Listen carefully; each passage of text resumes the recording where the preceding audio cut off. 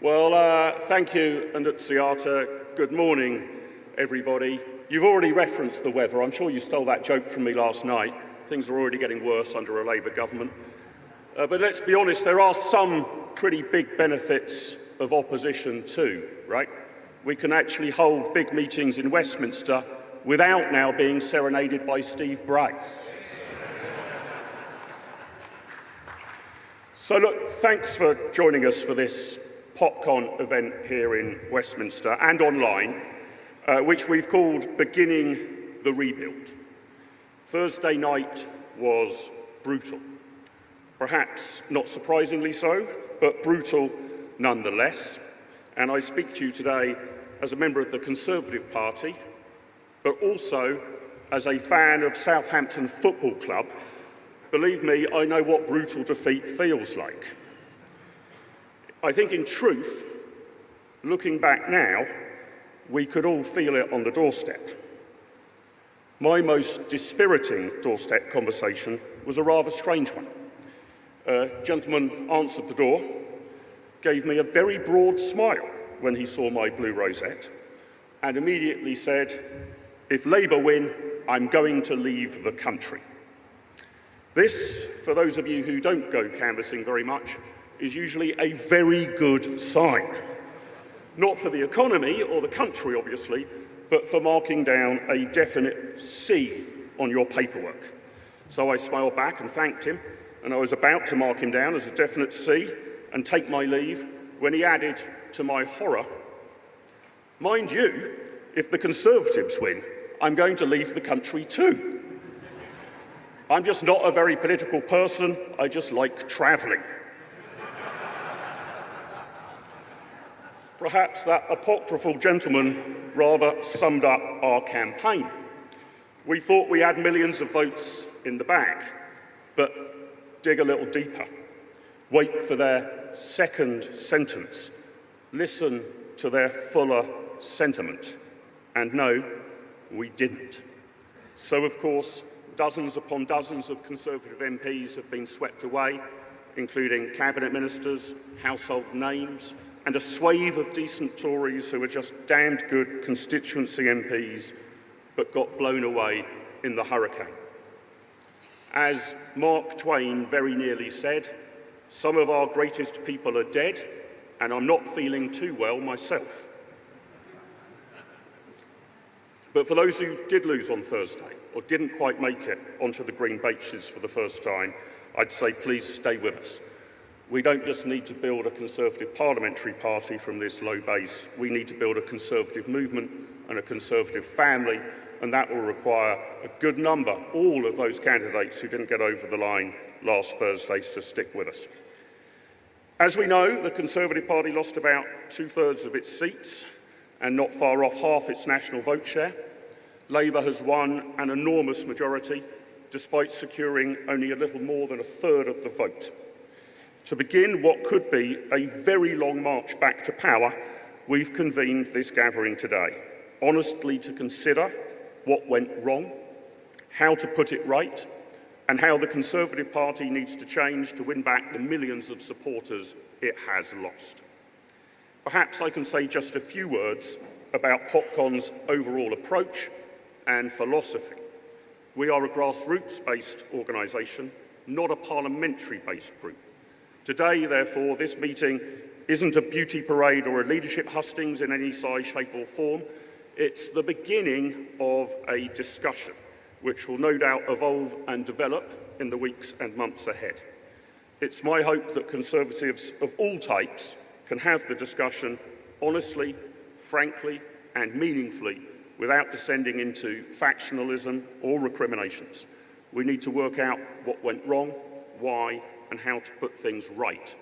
Such an inquiry needs to be deep, meaningful, forensic, and sincere. It also needs to be conducted in good faith and ecumenically.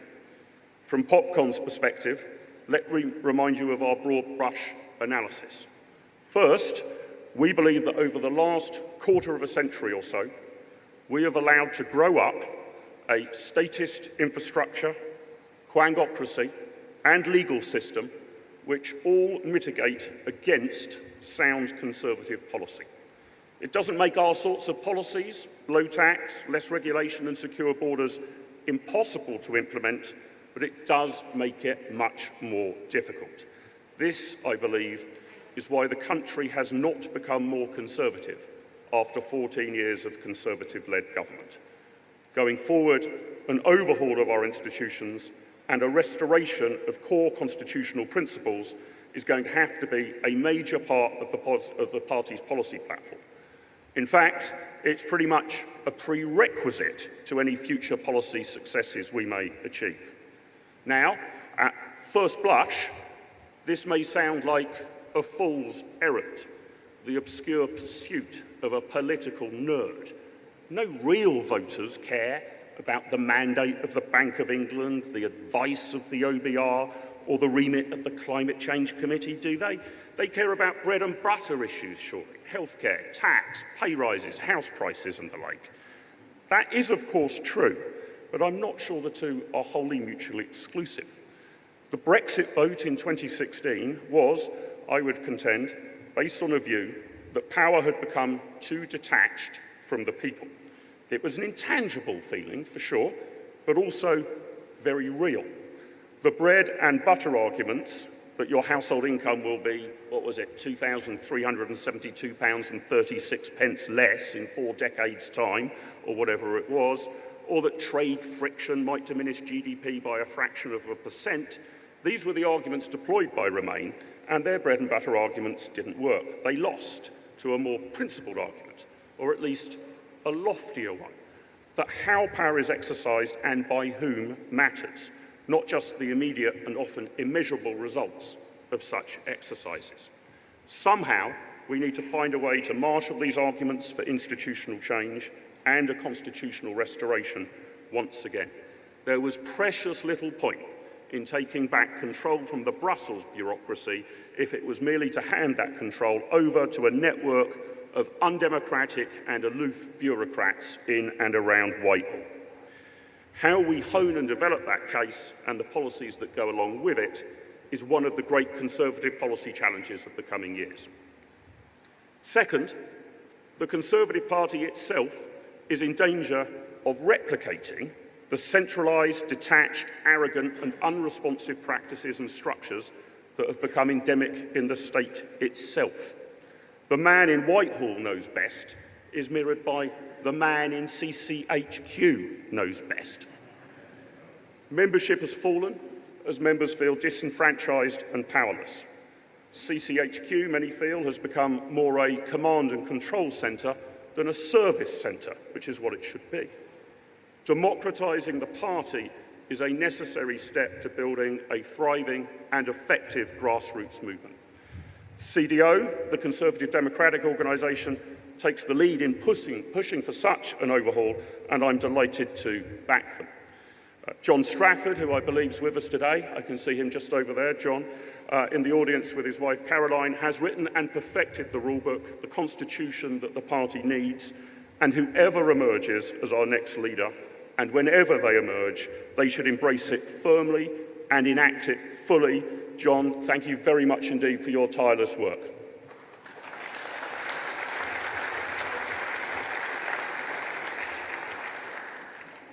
Third, any analysis of our defeat last Thursday needs to pay proper heed to the rise of Reform UK. In very rough and ready terms, vote shares for each of the major parties did not actually change that much as a total national percentage, with one, maybe two, major, massive and glaring exceptions. The dramatic fall-off in the Conservative vote was more or less mirrored by a significant uplift in the Reform vote compared to that of the Brexit Party in 2019. Not exactly, but not far off. Now look, it's far too simple to look at different parties' vote totals and contrive ways to add them together. Parties receive votes, they don't own them. Nevertheless, on one analysis by The Telegraph, had Reform not run any candidates at all, 80 additional Conservative MPs would have been elected, and that was based on polling suggesting that about 36% of Reform voters would have switched to the Conservatives if they did not have their own candidate to vote for. That, of course, doesn't factor in the possibility that this figure would presumably be much higher if the Conservatives had run on a manifesto which bore greater similarities to that of Reform. That is to say, a manifesto which was unambiguously conservative. We need to be 100% clear about this and the impact on the result. This is not Nigel Farage's fault. It is not the fault of millions who voted for Reform. If the Conservative Party vacates Conservative territory, someone else will come and fill it. Nature abhors a vacuum, politics even more so. It was our fault. So, as we consider the positioning of the Conservative Party going forward, I'm sceptical of some of the suggestions that elections are always won from the centre ground. Insofar as this is true at all, it is only trivially true. In my lifetime, I believe the largest Conservative vote share at a general election was in 1979, when Margaret Thatcher came to power. The most decisive Conservative victories in terms of majorities in Parliament in my lifetime have been 1983, Thatcher, 1987, Thatcher, and 2019, Boris and Brexit.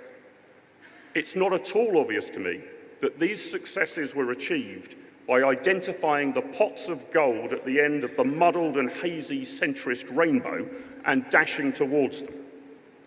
The true challenge, of course, is to get whatever the centre is to move towards you. An electoral strategy based on charging to a centre ground that is hard to define and may not even really exist is an approach of being so open-minded that you can't keep anything in. Let me finish with a hard-to-reach-for upbeat note after Thursday's result. It was bad, very bad, but not quite as bad as it might have been. The Conservatives came a clear second in vote share, in line with most, but by no means all, national opinion polls. The Conservatives are unambiguously the official opposition to the government. Again, not all polls suggested that outcome was certain. In other words, it's bad. It's very bad, but it's not Canada bad. There's just a little bit of maple syrup to add just a tiny dash of sweetness to a bitter overall result. This means, I'd argue, that as far as the future of centre-right politics in Britain is concerned, the ball starts in the Conservative Party's court. If we can regroup, rethink, and set out a compelling way forward, we are still afforded a serious prospect of electoral recovery and a return to government. We don't have a God-given right to recover, nor to command any given slice of seats or votes, but we do have an opportunity to return to office if we think clearly, act logically, and above all, listen to the electorate, and especially the right of centre electorate, much, much more attentively. It's often said that the darkest hour is just before the dawn. That's not really true, of course. Here in London, the darkest hour is when you get mugged and get your wallet stolen. It's only a good few hours after that that the sun rises. So let's not try to get mugged in the immediate aftermath of this dark hour. Let's appreciate that it may take a while before the sun rises again. But when it does, and it will, let's make sure that Conservatives are ready to lead our great country again. It could be a long few hours before the sun rises again, but let's try and get through the first few minutes of those long, long hours this morning. Thank you very much, and thank you for joining us.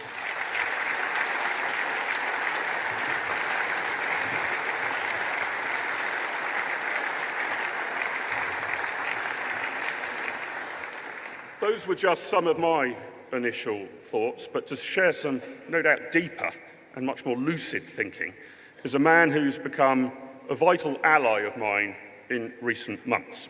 He's one of our nation's great historians. To me, however, over lunch, just before we launched PopCon way back in February, this man was able to distill and explain the UK's constitutional predicament in such a compelling fashion that it set the tone of that launch meeting and indeed Popular Conservatism's mission statement. Please give a very warm welcome to the brilliant, the irrepressible David Starkey.